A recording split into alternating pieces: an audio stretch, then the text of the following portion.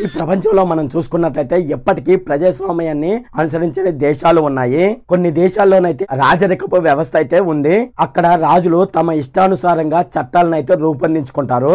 అలాగే మనం చూసుకున్నట్లయితే అక్కడ నిరంకుశ పాలన అయితే కొనసాగుతూ ఉంటుంది. అయితే ఈ నిరంకుశ పాలనలో ఒక రాజు ఏం చేస్తున్నాడంటే సంవత్సరానికి ఒక కన్యను మ్యారేజ్ చేసుకోవడం జరుగుతుంది. ఇంకా రాజరికపు వ్యవస్థ ఉందంటే నమ్మశక్యంగా లేదు కదా. సో నిజమే, రాజరికపు వ్యవస్థ కొన్ని దేశాల్లో అలాగే ఉంది. అయితే ఇక్కడ ఒక రాజు అయితే ఉన్నాడు. ఆ రాజుకి 52 సంవత్సరాలు. అయితే అతను ప్రతి సంవత్సరం ఒక కన్యను మ్యారేజ్ చేసుకుంటూ ఉంటాడు. అలాగే ఆ కన్య ద్వారా పిల్లలను కూడా అతను కంటూ ఉంటాడు.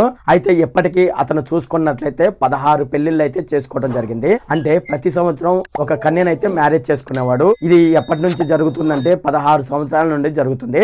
ఇప్పుడు ఆ రాజు ఎవరు, అది ఏ దేశం అనే విషయాలు మనం ఈ వీడియోలో డిస్కస్ చేద్దాము. అంతేకాకుండా మనకు ప్రపంచవ్యాప్తంగా చూసుకున్నట్లయితే ధనవంతుల ఫ్యామిలీ ఎవరై ఉంటారు. అయితే మన ఇండియాలో చెప్పాలంటే అదానీ లేదా అంబానీగా చాలా మంది అయితే చెప్తూ ఉంటారు. ఇక విదేశాల్లో చూసుకున్నట్లయితే మైక్రోసాఫ్ట్ అధినేత బిల్ గేట్స్ బాగా ధనవంతుడు కాబట్టి అతని ఫ్యామిలీ రిచెస్ట్ ఫ్యామిలీగా అందరికీ కనబడుతుంది. కానీ అంతకంటే ధనవంతులు అయితే ఉన్నారు. ఇక అతని ఆస్తులు మొత్తంగా మనం చూసుకున్నట్లయితే $300 బిలియన్ అయితే ఉంది. ఇక దాన్ని మన ఇండియన్ రూపీస్ లో చెప్పాలంటే 25 లక్షల కోట్ల రూపాయలు. సో ఈ ఫ్యామిలీ గురించి కూడా మనం ఈ వీడియోలో డిస్కస్ చేద్దాము. ఈ వీడియోలోకి వెళ్లే ముందు నాదొక రిక్వెస్ట్ అండి. అదేంటంటే ఈ వీడియో కనుక మీకు నచ్చినట్లయితే ఇక్కడ కింద ఉన్న రెడ్ కలర్ సబ్స్క్రైబ్ బటన్ మీద అయితే ప్రెస్ చేయండి. ఇలా మీరు రెడ్ కలర్ సబ్స్క్రైబ్ బటన్ మీద ప్రెస్ చేయడం వల్ల నేను చేసిన ప్రతి ఇన్ఫర్మేషన్ వీడియో అనేది అందరికంటే ముందు అప్డేట్ రూపంలో మీ మొబైల్ కి అయితే చేరిపోతుంది. ఇప్పుడు మనం వీడియోలోకి అయితే వెళ్ళిపోదాం. ప్రజాస్వామ్యాన్ని అనుసరించని దేశాల్లో, ప్రజాస్వామ్య పాలన లేని దేశాలను రాచరికపు దేశాలని పిలవడం జరుగుతుంది. అయితే ఇక్కడ ఒక రాచరికపు దేశం అయితే ఉంది. అదేమిటని మనం చూసుకున్నట్లయితే అది దక్షిణాఫ్రికాలోని మొజంబిక్ సమీపంలో ఉంది. దీనిని స్వాజిలాండ్ ఇస్వాతిని రాజ్యంగా పిలుస్తారు. ఇక ఈ రాజ్యాన్ని ఏలే రాజు పేరు మనం చూసుకున్నట్లయితే 3వ మస్వతి రాజు. అయితే తన రాజ్యంలో ప్రజలందరూ ఆకలి, తినడానికి తిండి లేక అలో లక్షణ అని కేకలు వేస్తూ ఉంటారు. ఇక ఆ 3వ మస్వతిని రాజు అయితే ప్రతి ఏటా తన సంపదను అయితే పెంచుకుంటూ పోతున్నాడు. అయితే ఆ రాజ్యాన్ని అతను అంతగా పట్టించుకోడు. అంతేకాకుండా ఆ రాజు ఏం చేస్తూ ఉంటాడంటే ప్రతి సంవత్సరం ఒక కన్యను పెళ్లి చేసుకొని వాళ్ళ ద్వారా పిల్లలను కంటూ ఉంటాడు. అయితే ఈ ఇస్వాతిని రాజ్యానికి చెందిన మస్వతి రాజు తాను చేసే నీచ నికృష్టమైన పనులతో ఎప్పుడు వార్తల్లో నిలుస్తూ ఉంటాడు. అయితే ఈ రాజ్యంలో ప్రతి సంవత్సరం ఆగస్టు లేదా సెప్టెంబర్ లో ఉమ్లాంగా ఉత్సవాలు అయితే నిర్వహిస్తూ ఉంటారు. అయితే ఈ ఉత్సవంలో ప్రతి ఏటా 10,000 మంది కన్యలు, యువతులు పాల్గొని రాజు మస్వతి ముందు డాన్స్ చేస్తూ ఉంటారు. అది కూడా ఆ యువతులు నగ్నంగా రాజు ముందు డాన్స్ చేస్తూ ఉంటారు. రాజు ముందే కాదు, ఆ ఉత్సవానికి వచ్చిన వాళ్ళ ముందు కూడా వాళ్ళైతే నగ్నంగా డాన్స్ చేస్తారు. అప్పుడు ఆ రాజు ఆ యువతులలో తనకు నచ్చిన యువతిని తన రాజ్యానికి రాణిగా అతను ఎన్నుకుంటాడు. ఇప్పటి వరకు మనం చూసుకున్నట్లయితే రాజుకి 16 మంది భార్యలు అయితే ఉన్నారు. ఆ భార్యలను ఈ విధంగానే అతను రాణిగా ఎన్నుకోవడం జరిగింది ప్రతి సంవత్సరం. అంటే 16 సంవత్సరాల నుంచి ఆయన రాజుగా ఉన్నాడు. అలాగే 16 సంవత్సరాల నుంచి అతను కన్యలను ఈ విధంగా ఎన్నుకొని తన భార్యలుగా చేసుకుంటున్నాడు. అయితే ఈ 16 మంది భార్యలకు 45 మంది పిల్లలైతే ఉన్నారు.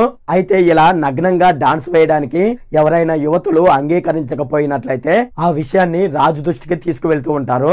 అప్పుడు ఆ యువతికి ఆ రాజు భారీగా జరిమానా అయితే విధిస్తాడు. ఒకవైపు దేశంలోని ప్రజలు ఆకలితో అల్లాడుతుంటే మరోవైపు మస్వతి రాజు యొక్క పాలన ప్రజలకు చాలా ఇబ్బందిగా కలిగిస్తుందని అక్కడ యువతులైతే ఆ రాజు పైన విమర్శలు చేస్తున్నారు. అంతేకాకుండా ఆ రాజు విలాసవంతమైన జీవన శైలిని అనుభవిస్తున్నాడని అతని పైన విమర్శలు గుప్పిస్తున్నారు. అయితే ఈ మస్వతి రాజు మన దేశానికి కూడా వచ్చాడు. అది ఎప్పుడని మనం చూసుకున్నట్లయితే 2015లో తన భార్య పిల్లలతో కూడా అతను కలిసి మన ఇండియాకి రావడం జరిగింది. అలాగే 2015లో భారతదేశ ఆఫ్రికా సమ్మిట్ అయితే జరిగింది. ఆ సమ్మిట్ లో ఆ రాజు వచ్చి పాల్గొన్నాడు. ఆ సమయంలో అతను అనుభవిస్తున్న లగ్జరీ లైఫ్ ను చూసిన మన ఇండియన్స్ విమర్శలు గుర్పించడం జరిగింది. ఈ ఎస్వాటిని దేశం గురించి కొన్ని విషయాలు అయితే చెప్తాను. అవేమిటంటే ఎస్వాటిని దేశం దక్షిణ ఆఫ్రికాలో ఉంది.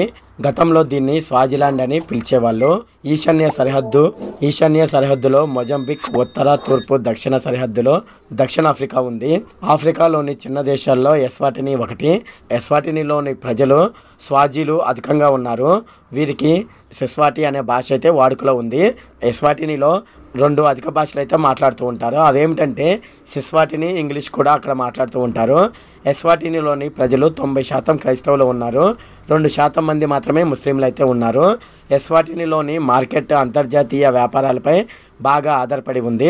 ఎస్వాటినీలోని ప్రజలు ఎక్కువ మంది దేశీయ జీవన విధానాన్ని అయితే అనుసరిస్తారు. ఇప్పుడు ప్రపంచంలో రిచెస్ట్ ఫ్యామిలీ, 1000 కోట్ల విలువ చేసే అతని ప్యాలెస్, 100 కొద్ది భవనాలు అతని పేర ఉన్నాయి. సొంతంగా చమురు బావులు, 8 ప్రైవేట్ జట్టు విమానాలు, ఇలా 1-2 కాదు లక్షల కోట్ల ఆదాయం అయితే ఆయనకుంది. అతనే అబుదాబికి చెందిన ఆల్ నహియాన్ రాజా కుటుంబం. ఇక ఆ కుటుంబం యొక్క ఆస్తులు చూసుకున్నట్లయితే $300 బిలియన్ పైనే. ఇక దానిని మన ఇండియన్ కరెన్సీలోకి కన్వర్ట్ చేసి చూసుకున్నట్లయితే సుమారుగా 25 లక్షల కోట్లకు పైనే. ఇక ఆల్ నహియాన్ కుటుంబం నివసించే భవనం మనం చూసుకున్నట్లయితే ఆ భవనం పేరు కసర్ ఆల్ వతన్ ప్యాలెస్. ఈ ప్యాలెస్ విలువ చూసుకున్నట్లయితే సుమారుగా 4,000 కోట్ల పైనే ఉంటుంది.